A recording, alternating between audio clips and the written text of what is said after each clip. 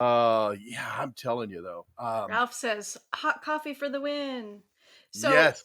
when I get coffee, or even if I'm just doing hot chocolate Uh, from a roadside coffee stand or a coffee shop, the drive-through coffee people, whoever it is, I always ask them to put it at 170 degrees because well, I used to manage a coffee shop. So when that water comes out of an americano, if you're asking for an americano and you're mhm, getting just which is espresso and water mixed, it's that sure. hot water. It comes out of that machine at 190 degrees.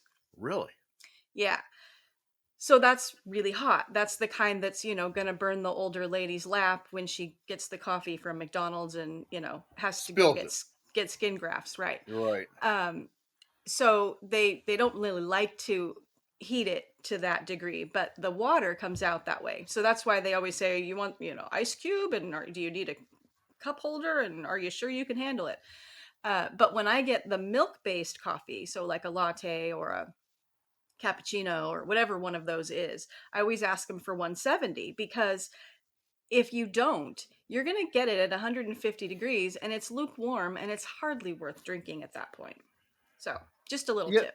I've got to confess though, Shonda, that I do not like my coffee close to the boiling point. I like it almost at a little bit above room temperature. So like you said, 100 a little between 150 120. That's where I like my coffee. I don't know why. I like to make it. I like to pour it nice and hot, but I like to let it sit. I don't know. I just like to let it sit so it cools down, and then I'll drink it. Except when I have an espresso. When I have an espresso, I want that sucker just like it's supposed to be, nice and hot. So when you sip the little cup, it burns your lips. The cup burns your lips, and the skin peels up. That's perfect espresso temperature for me.